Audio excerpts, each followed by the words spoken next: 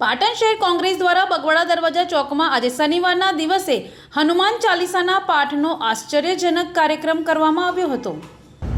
જય હનુમાન જ્ઞાન ગુણ સાગર, જય કપીશ તિહુ લોક ઉજાગર, રામદૂત તુલિત બલધામ, અંજની પુત્ર પવન સુત નામ, મહાવીર વિક્રમ બજરંગી, સુમિત નિવાર સુમિત કે સંગી।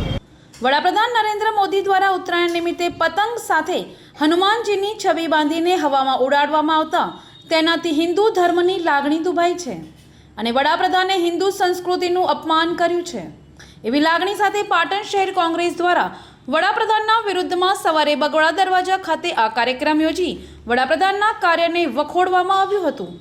શહેર કોંગ્રેસ પ્રમુખ દીપક પટેલ અને કોંગ્રેસના અન્ય આગેવાનો કાર્યકરોએ સારંગપુર હનુમાનજીની છબીને ફુલાર કરી હનુમાન ચાલીસાના પાઠ કર્યા હતા।